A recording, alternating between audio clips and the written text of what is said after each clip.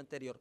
Acuérdense que en el 2007-2008 todos los países grandes exportadores, principalmente Australia, que venían de producir 24 millones de toneladas, pasaban a producir 12 millones.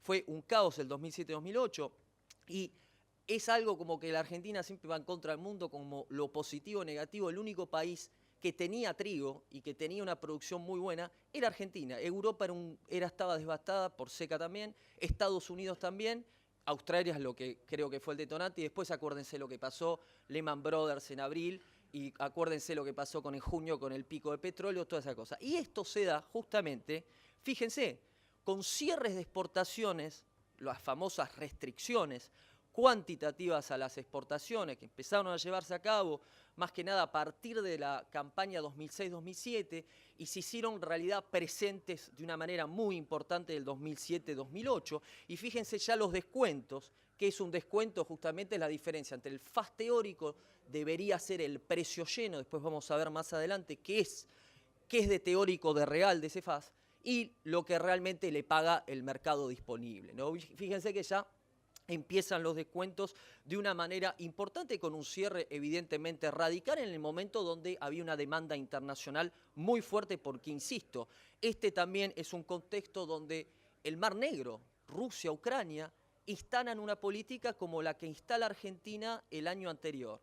En Ucrania se instalan restricciones cuantitativas a la exportación, el famoso ROE, se instalan retenciones, un derecho a la exportación, tanto en Ucrania como en Rusia, es decir, restricciones tanto cuantitativas como cualitativas a la exportación, sabiendo que Rusia, por ejemplo, llegó a un nivel de retención de un 50% en trigo. Ya no era una cuestión fiscal para hacer que el arca del Estado ingrese dinero, era simplemente una cuestión de indirectamente prohibir la exportación de trigo en Rusia.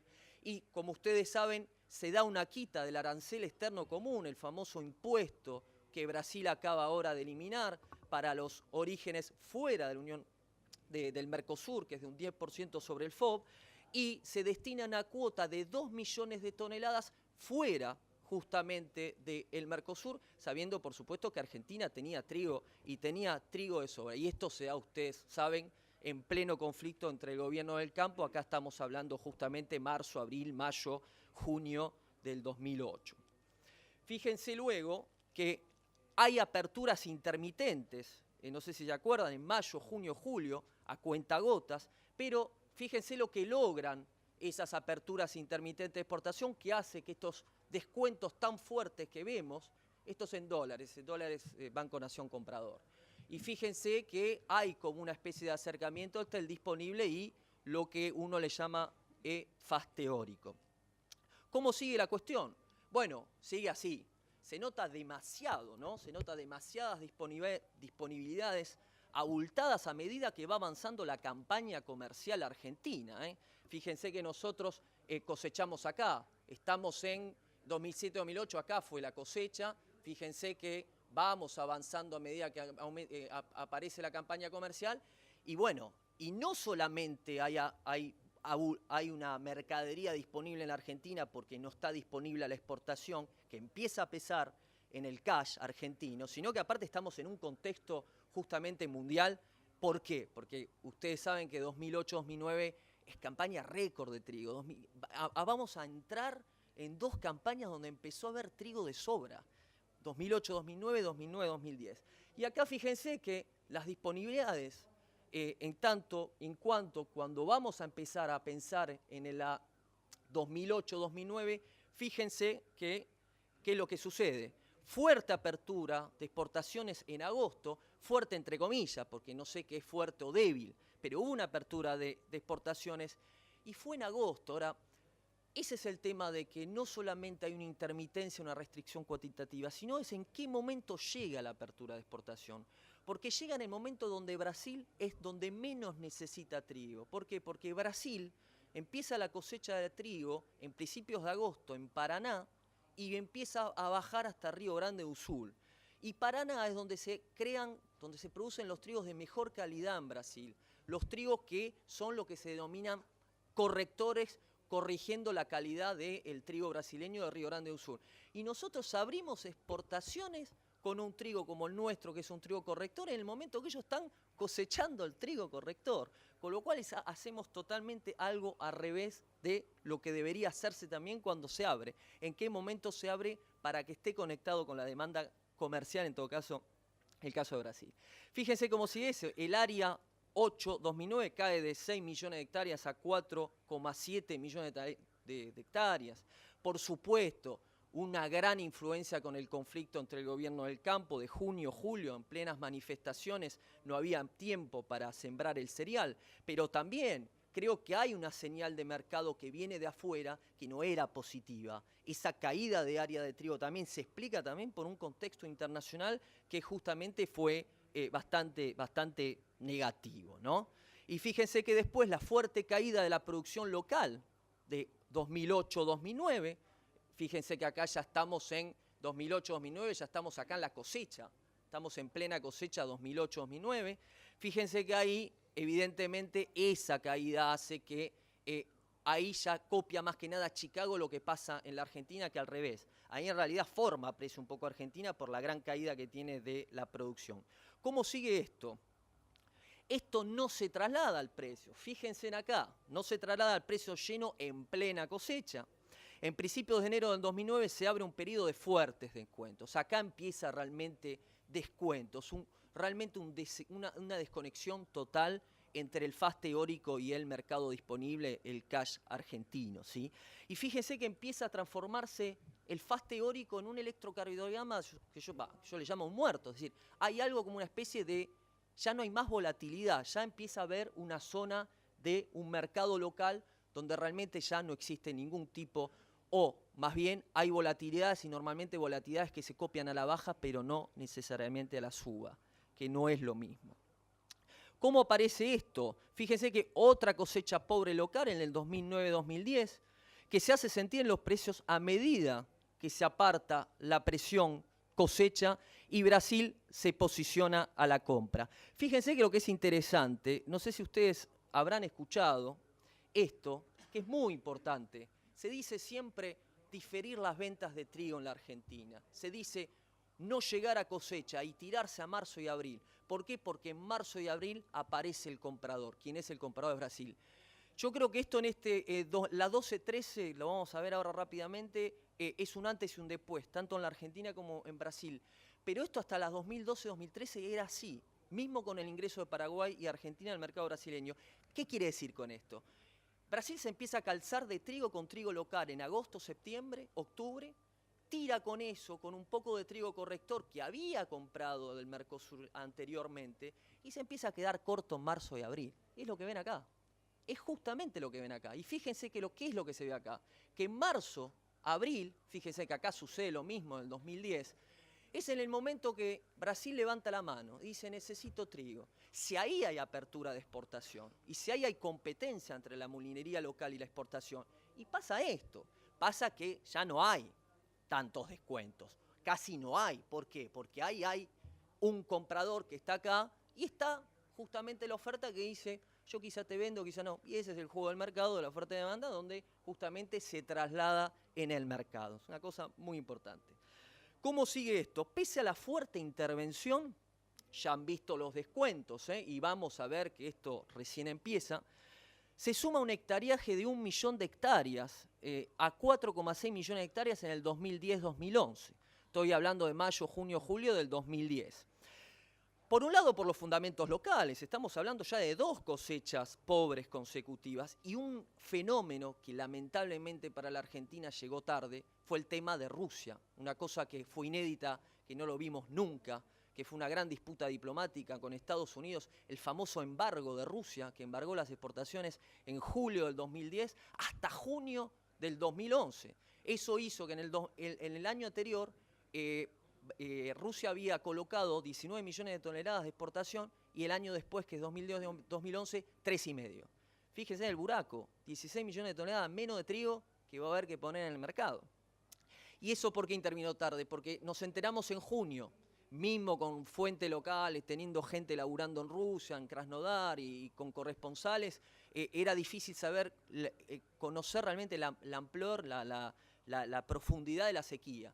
y recién empezamos en junio, fines de junio, julio, ya diría mitad de julio, a tener una idea de lo que había pasado en Rusia. Ya a mitad de julio ya estaba cocinada la siembra acá. Pero ese 1.000.000 de hectáreas, insisto, fundamentos locales y el tema ruso que dice, bueno, algo va a pasar en el mundo. Y claro que pasó. Tercer récord histórico de cosecha nacional, casi 16 millones de toneladas, con transferencia récord de margen del productor, que es el principal perdedor de esta política, a operadores. ¿Sí? Es el momento 2010-2011, otra vez, donde se necesita mucho trigo en el mundo, donde justamente hay un cierre de exportación muy, muy importante. El Estado también es perdedor, igualmente es perdedor. Un gran perdedor ya que pudiese haberse exportado el año anterior, que es el caso de 2011-2012, se hubiese podido abrir esos 4 millones de toneladas que se terminaron exportando en el 2010-2011. ¿Y qué sucedió con eso? La pérdida en FOB, que es donde se calculan los derechos de exportación, en promedio cayó de $100. Esto no es teórico, porque lo que les voy a mostrar, justamente yo estaba en Francia, y en ese momento yo estaba en Egipto, con el GASC, que es la Oficina Pública de Estado, que es la que hace las compras. El Egipto, primer importador mundial de trigo, la mitad del mercado es pública, otra mitad privado. Fíjense, en 5 de febrero del 2011, yo estaba en Cairo. Egipto compra 60.000 toneladas de trigo argentino a $354,8 precio FOB, mientras que el FOB teórico es de 342, ¿sí? El FAS teórico es de 249 y el disponible es de $180. El descuento es la deducción de 249 a 180. Fíjense, el 28 de marzo del 2012, seguimos en una campaña comercial 11-12, donde restando las exportaciones de harina se llegó a exportar 11 millones y pico. Egipto compra 60.000 toneladas de trigo argentino a 259,35, lo que le acabo de decir de los $100, que perdieron todos. No todo el mundo perdió, porque este descuento, por supuesto, hubo, en todo caso, utilizadores finales que hubo una transferencia de ese precio. Fíjense, el FOB teórico es de 256, ahí hay un FOB real que es próximo al FOB teórico, pasa, depende de la época de año, donde los FOB teóricos y reales hay una cierta diferencia, y no solamente en la Argentina, pasa en otras partes también, es otra cuestión. Y también el FAS teórico es de 185 y el disponible es de 143. Ahí hay un empuje un poco más importante porque nos estamos aproximando a que haya una demanda internacional de África del Norte. Hay una tira de demanda que hace que, bueno, ya no se puede tener un descuento de 60, $70. Pero bueno, sigue siendo un descuento, por supuesto, muy importante. ¿Cómo sigue esto? La distorsión es tal que en mayo de 2011, que es la campaña 2011-2012, se decide mantener el área de siembra, con un contexto internacional que era terrible. ¿Por qué? Porque nosotros en abril del 2011 ya teníamos una seca totalmente, ya teníamos una idea bastante importante de lo que iba justamente a pasar luego, que era todo el contexto que se venía internacionalmente. ¿Por qué? Porque hubo un embargo detrás y Rusia había sembrado y había llegado a un volumen tal que podía tirar una producción muy importante el año después. Y el tema está justamente que esa es la desconexión una vez más de políticas públicas, es que se tendría que haber justamente, uno lo dice con el diario del lunes, pero yo creo que cuando uno anticipa el mercado, y puede haber un laburo copado entre el sector público y privado, es tratar de anticipar el mercado, y hubiera sido mucho mejor sembrar más en el 2010-2011 que en el 2011 justamente 2012. El tema está que en fines de 2011, el precio del trigo argentino es el más barato del mundo. Cuando digo precio del trigo, es el precio pagado al productor. Es la primera vez en la historia que tenemos un mercado disponible donde el precio es más barato que en Kazajistán.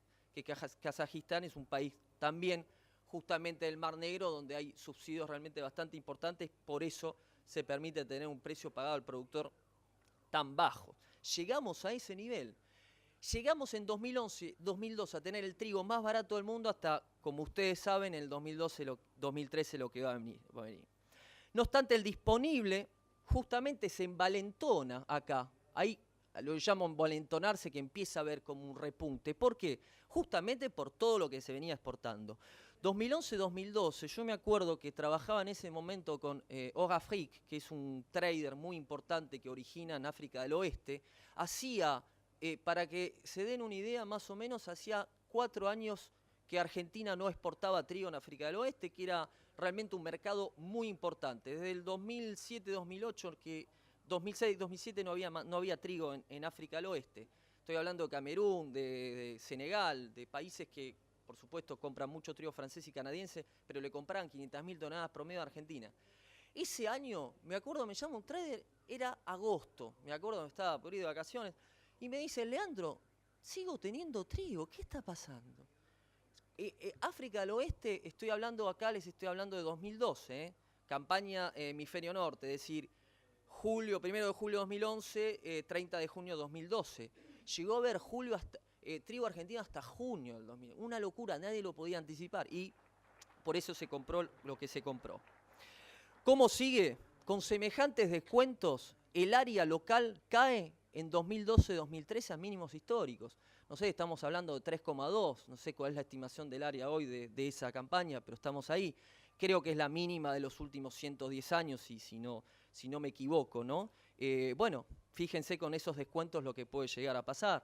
Descuentos estamos hablando de este estilo, ¿no? Que ya son, fíjense en la escala. Bueno, en mayo, poca área y clima en contra, y bueno, cóctel explosivo, ¿no? Fíjense en un área mínima que cae a mínimos históricos y encima con los problemas de calidades que hemos visto en el 2012-2013.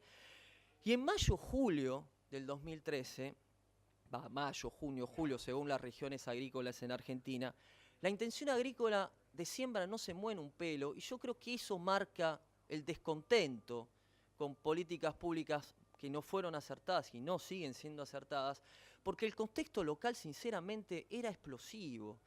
Uno nunca pudo haber imaginadose esto. Yo no puedo ser un hipócrita. Yo puedo decirle que yo en ese momento, a ver, estamos acá, estamos en el 2000, yo digo 2012-2013, estamos en mayo, para sembrar, mayo, junio.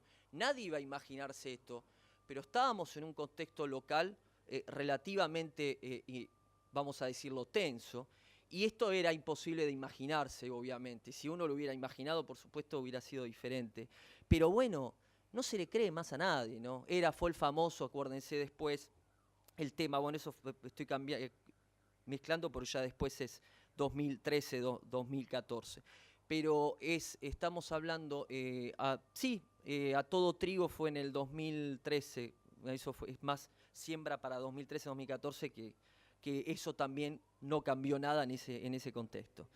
La 2013-2014 arrastra resabio del 2013 hasta el 22 de junio pasado, y ahí ya entramos, y ahí me voy a detener, en la 2014-2015, fíjense lo que pasó. Acá hubo una zona donde se arrastraba una tensión muy fuerte en el mercado doméstico. ¿Por qué? Porque en el 2012-2013, como ustedes saben, se vendió trigo, algo, como dice el ingeniero Casanís, la frase que dice, algo que se parece a trigo. Es decir, se vendieron cosas que casi no se sabía si era trigo, ¿no? Y eso se vio mucho en el mercado. Luego empezamos a caer a niveles. Yo no puse el precio máximo, como ustedes saben, por una cuestión de escala. Tendría que haber llegado a 800 para que me dé los 700 y algo de dólares que llegó el disponible, ¿no? Pero por una cuestión de escala para que se vea. Entonces, ¿qué pasa? Lo que quiero decir, y para terminar con esto, es que se vio una zona del spot de 240, 250 dólares sin apertura de exportación. 500.000 toneladas abiertas el 14 de enero, 500.000 toneladas abiertas el 22 de febrero y las últimas 500.000 toneladas en fines de abril. 1,5 millones de toneladas solamente autorizadas este año. ¿Se podía mantener los 240, 250? La noticia de la caída no la dio la Argentina, que era cantada, que era acá, la dio Brasil. Y en el 22 de junio de este año, en una reunión excepcional en el comercio exterior, que se llama COMEX, en Brasil, donde había una reunión ya prevista a principios de año, que fue el 22 de mayo, y la otra reunión fue el 2 de julio, se reúnen excepcionalmente los 7 ministerios, sabiendo que el Ministerio de Agricultura no quería eliminar el impuesto y otorgar una cuota de 1 millón de toneladas fuera del Mercosur. ¿Por qué? Porque políticamente hablando no está bueno para las elecciones. ¿Por qué? Porque decirle a un productor en plena cosecha que te vamos a eliminar el arancel, me estoy posicionando frente a un productor brasileño, no es muy grato. ¿Por qué? Porque el trigo americano a partir de ahí entra a $30 más barato. Si yo soy productor en Brasil y me entra el trigo importado a $30 más barato, me va a pesar en mi propia economía. Pese a todo eso, hubo algo que fue excepcional a nivel histórico, que se elimina el arancel, sabiendo el Ministerio de Agricultura y la CNA, la gran confederación de sindicatos agrícolas en Brasil, por supuesto en contra. Pese a eso se elimina y así estamos. El día ese, no sé si se acuerdan, en el MATBA, el 22 de junio cae, creo, $15, algo así, 12, y al otro día acá en Borubo $25 de caída en 2 días, y no digo que fue a causa de lo de Brasil, pero creo que fue ya un buen argumento como para decir, ¿por qué voy a seguir manteniendo un cash de 240, 250 si no tengo apertura de exportación? Si yo soy industrial y tengo oferta, no digo de rolete, pero tengo oferta disponible, que puedo comprarla hoy o mañana, ¿por qué me voy a apurar si mañana quizás puede estar más barata? Entonces espero. Entonces si todo el mundo espera, el precio sigue cayendo. Y después, justamente, el tema está de, bueno, pero ¿qué pasa si me abren exportación? No abren más exportación, Brasil ya te pone el 1.000.000 de toneladas y bueno. Así que me detengo acá y después sigue la 2014-2015, pero creo que ya se convierte en una presentación. La idea eran 10 minutos, yo creo que la superé, ¿no? Así que si me hacen preguntas y charlamos de esta 2014-2015 o mismo de esta campaña en curso. Muchísimas gracias a todos.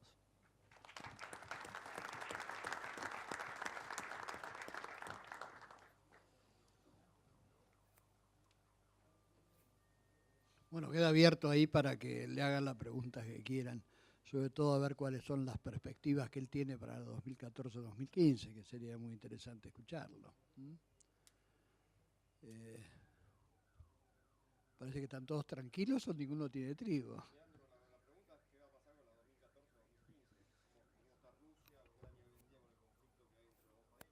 Bueno, justamente, en primer lugar, yo me detuve acá en algo muy interesante porque yo le llamo faz paridad con el Harriet Winter puesto en Santos, me refiero a costo y flete, sin contar el seguro, pero que es interesante, ¿qué es lo que me dice a mí el FOB teórico?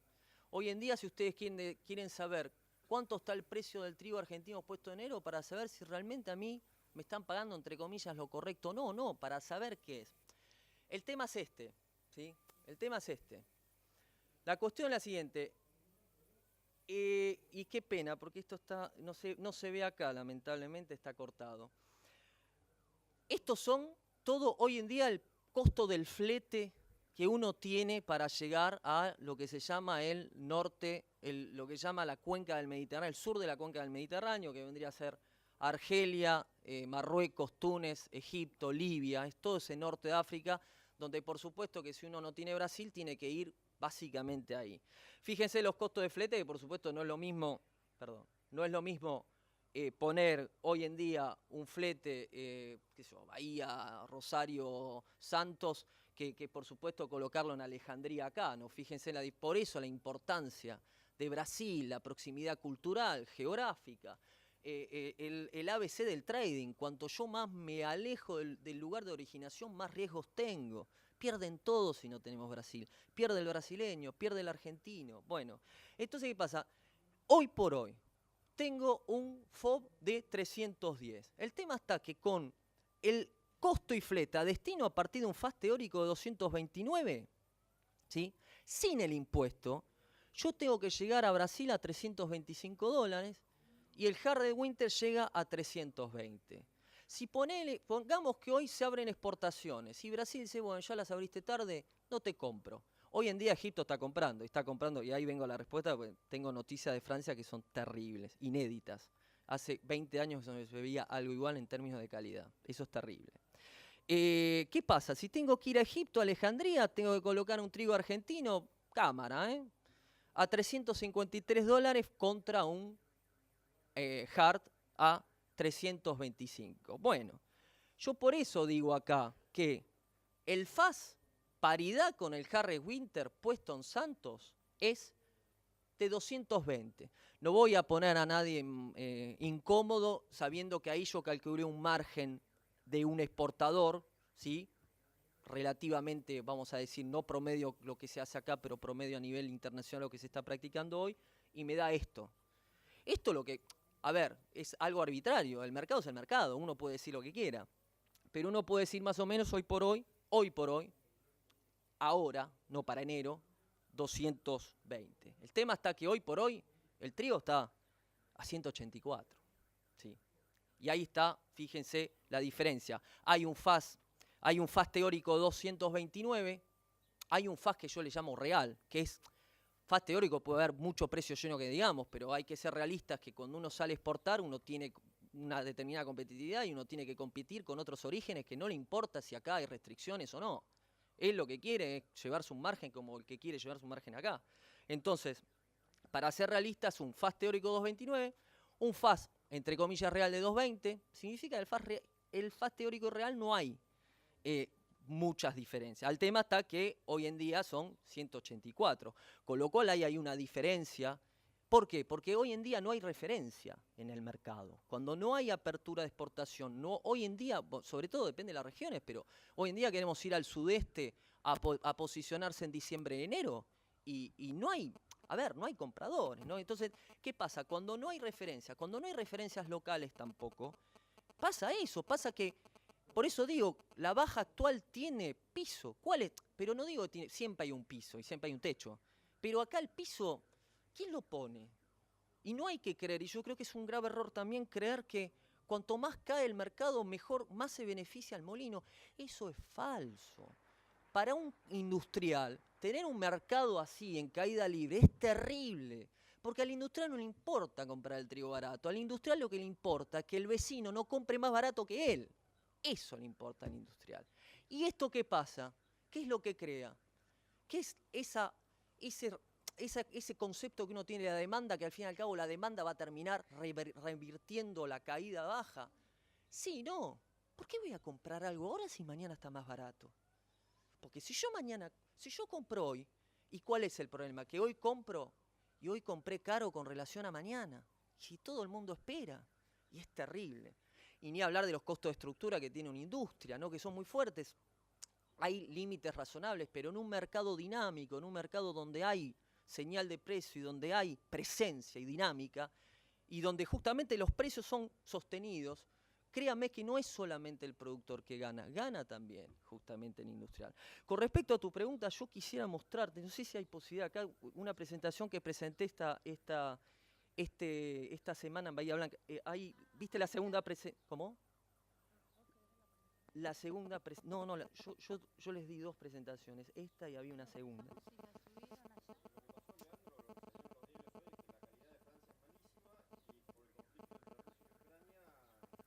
Son esas dos cosas. Mira, yo te quiero mostrar algo que mostré hoy, que mostré este lunes, que me parece... Te voy a hablar eso y yo ayer estuve con un acopiador, el gerente de la sala de mercado de un gran acopiador, cooperativa. Los acopiadores son chicos allá. Ahí está. Que acopia, para que te des una idea, 6,5 millones de toneladas. No es solamente una sola cooperativa, es una fusión de cooperativas. No es una unión de cooperativas, pero en realidad inicialmente eran 4 cooperativas que se terminaron 2 y 2 fusionando. Las primeras, esas dos, empezaron a hacer un grupo de compra, solamente compartir la originación y después se terminaron fusionando. Hoy son más de 6 millones de toneladas que acopian en Francia y hablé ayer con el responsable de la originación y con cosas que yo ya venía viendo, pero el tema está que, bueno, realmente es terrible. Pero te quiero mostrar primero para eso esto. Lo que pasa es que, bueno, me lo va a leer mal, no sé por qué tengo ese problema. A ver, espera. Permitime un instante. ¿Cómo se acá? Ah, acá está. Pasa que como es otro, bueno. Sí, lo que pasa es que tiene. Voy a ver si me lo lee. Perdón, voy a buscar.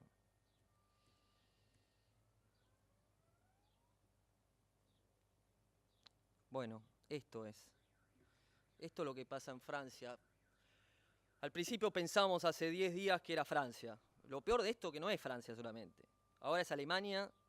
Es decir, al principio era realmente Francia, Europa del Oeste, y ahora es Europa del Este. Y en realidad lo que pasa actualmente es que el anticiclón está acá. Con lo cual Rusia, Ucrania realmente no hay bastantes problemas. El tema está acá. Le digo rápidamente, estos son los mapas de anomalía del 4 de julio a fin de julio, ¿sí? Lo que pasó en Europa es algo inédito porque el trigo normalmente en el norte, en la región de centro-norte de Europa del Oeste, empieza a cosecharse a partir de la fiesta nacional francesa, el 14 de julio, pero las regiones más tempranas, que son en el sur, empiezan a cosechar el principios de julio. Desde principios de julio hasta hará 10 días llovió sin parar.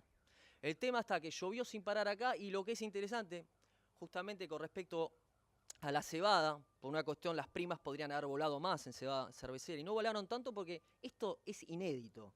Lo que es inédito que los países escandinavos, que yo he vivido acá 4 años, es en Bretaña, que es justo enfrente del Canal de la Mancha, créanme que llueve todo el tiempo. Bueno, ahí no llovió en cosecha. Y llovió en lugares donde normalmente cosecha puede llover un poco, pero no en ese momento. Les cuento, el año pasado Francia exportó 19 millones de toneladas de trigo. Si incluimos los intercambios mundiales de Luda, que no toma la Unión Europea como un continente de intercambio, sino como un país, si sumamos los intercambios de Europa, que son 25 millones de toneladas, Francia el año pasado fue el segundo exportador mundial de trigo. 12 millones de toneladas afuera de la Unión Europea, lo que llaman países terceros, y el resto de los 19 en la Unión Europea, ¿sí? Este año se estima una cosecha, ya están al 80% de la cosecha levantada, de 38 millones, una barbaridad, el promedio quinquenal son 35. De las 38 millones de toneladas, había inicialmente una previsión de saldo exportable de 12 millones de toneladas fuera de la Unión Europea, como el año pasado. Hoy por hoy no se sabe si se va a poder exportar 4. El 70% se estima de la colecta francesa no supera los 150 de Falling number.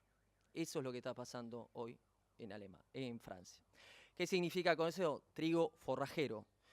Otro problema que no es un problema francés, es un problema europeo. El mercado a término en Europa, Euronext, que hace 2 años fue más importante que el de Chicago, trigo estoy hablando, en términos de operaciones abiertas, no tiene características de calidad de falling number, tampoco de proteína.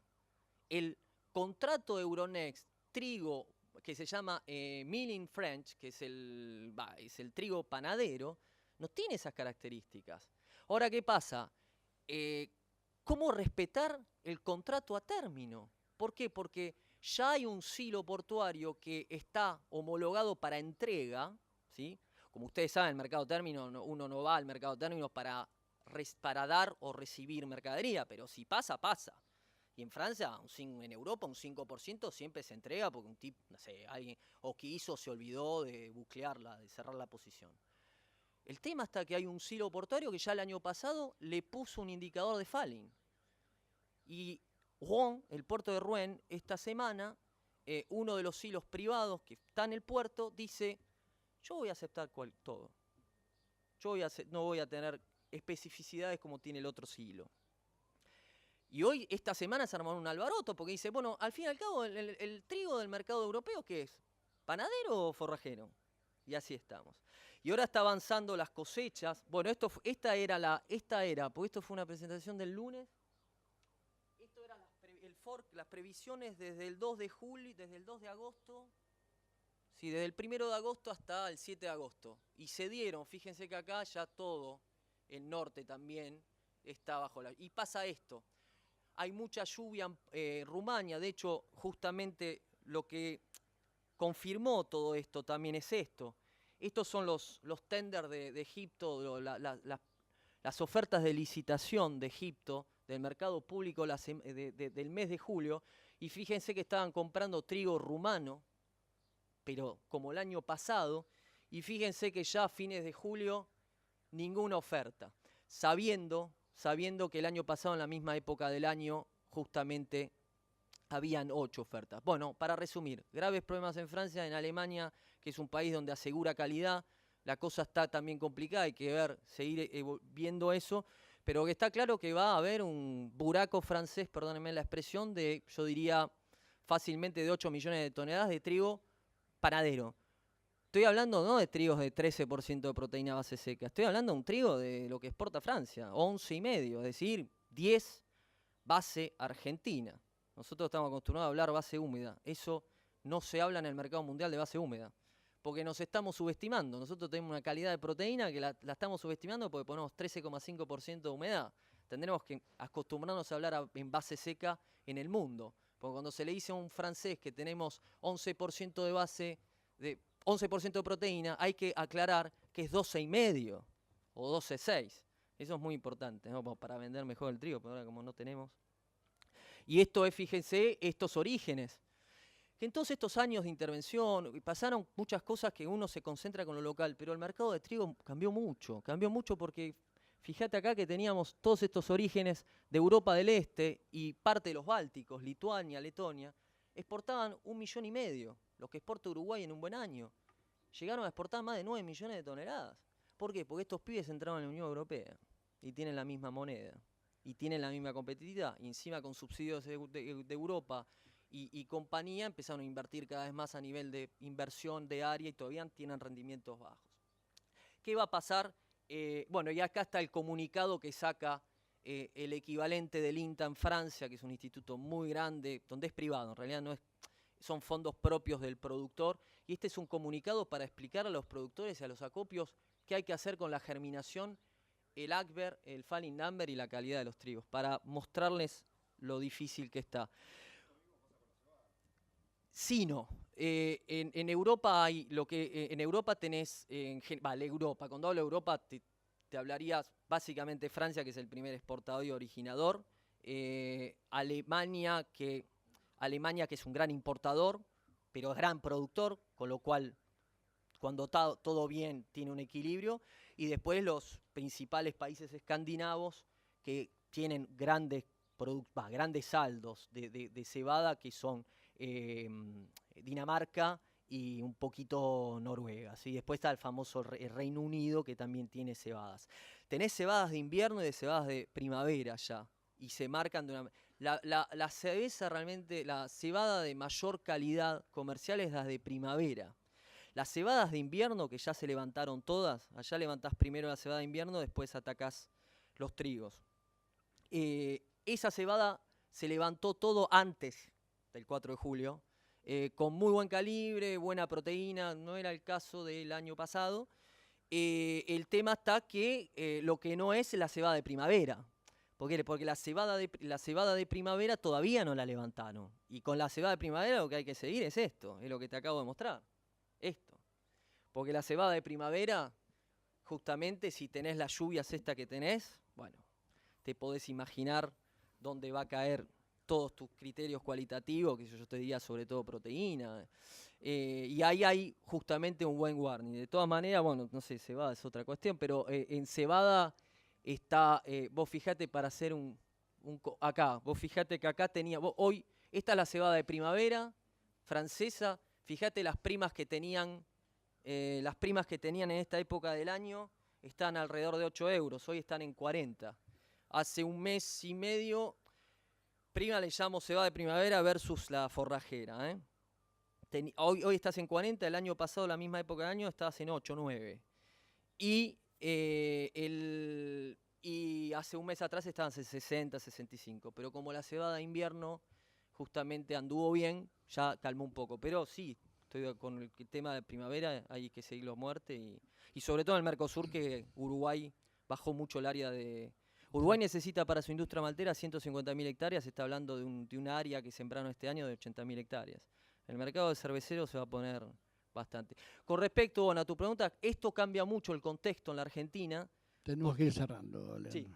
El tema es, con respecto a lo que pasa en el 2014-2015, el tema es el siguiente. Este contexto hace que si hoy por hoy pensamos en rever lo que pasó el año pasado y hacer apertura de exportación, hoy hay una demanda que no teníamos hace un mes. La demanda estaba, pero estaba cubierta. Yo lamentablemente hoy vengo con una idea que no era la que tenía hace un mes con respecto a eso internacionalmente. El grave problema está que cuando yo dije que hay un antes y un después del 2012-2013, es que, ¿qué sucedió en el 2012-2013? El pico que nosotros tuvimos en el mercado disponible no lo vivió solamente la Argentina. Nosotros exportamos una inflación galopante a la mesa del consumidor brasileño, porque el pan aumentó un 30%, y Brasil se hartó. ¿Y Brasil qué quiere? Brasil quiere que en noviembre, cuando termina su cosecha, sepa lo que Argentina va a abrir, cuánto y cómo. Nosotros el año pasado recibimos una delegación de brasileños y nos pedían a gritos, por favor, ni siquiera cuánto, pedían si van a abrir o no. ¿Sabés lo que pasa ahora? El problema es que ahora ya Brasil, desde hace un año, año y medio, porque vos pensás que no estaban cubiertos los brasileños el año pasado, ¿entendés? Como no estaban cubiertos, tuvieron que salir a comprar lo poco que había argentino, que habían comprado, y Estados Unidos, con un mercado del año pasado que estaba bastante bullish. ¿Y qué pasa? Hoy Brasil no nos espera más. Y para terminar, en Brasil comienza la campaña comercial el 1 de agosto, el 1 de agosto, ahora empezó la campaña comercial hasta el 31 de julio, y ya tienen más o menos, te diría, estimadas 1 millón de toneladas ya cerradas con Estados Unidos. Ese 1 millón de toneladas de Harry Winter, que va a ser seguramente, eso es 1 millón de toneladas menos de trigo argentino, de trigo uruguayo. Ahora, si vos me decís, resumidas cuentas, hoy tenemos un enero de 180, ¿sí? Si vos hoy no das, yo no digo de abrir exportación en enero, yo digo de decir tal día, tal fecha, y hoy me parece que importa más la palabra, pero la palabra que esté cumplida, que la cantidad. Hoy a Brasil le tenés que decir, mira, yo te voy a ser honesto, yo este año en realidad ahora hay un palo, pero el palo lo tenés a partir de hoy. Y el tema que Brasil ya no te cree más, en primer lugar. Y la segunda cuestión es el tema de la calidad que los trigos que pueden llegar a quedar en la Argentina. Con lo cual, si no hay apertura de exportación, y si seguimos así, todo lo que te vengo a comentar de Francia no lo vamos a ver, y ya te digo, no hay un piso referencial. La única manera de que el trigo, o de que copiemos todo lo que está pasando ahora, que estás viendo en Chicago, en Europa, es justamente que haya un poco de dinamismo, y el único que te da dinamismo justamente es una competencia a nivel de mercado, y yo creo que, bueno, a todos les vendría bien que el mercado repunte, y si justamente tenemos disponibilidad ahora, habría que tratar de ver cómo exportar el remanente que queda, y ya no esperar a enero. Es decir, lo que yo no puedo entender, y es un mensaje que hoy doy a las autoridades, que no sirve de nada esperar hasta enero, porque Brasil no compra en enero. Brasil compra en enero, en febrero, en marzo, pero esa compra de enero ya Brasil la previó ahora, o ponele más tardar mitad de diciembre, principio de diciembre. Si nosotros este año vamos a lanzar que vamos a esperar a fines de enero, bueno, te digo la verdad, no soy optimista en cuanto a la evolución de precios localmente, si hay este contexto que te acabo de mencionar. No sé qué opinan ustedes, porque yo no tengo la verdad, es personal lo que digo, pero...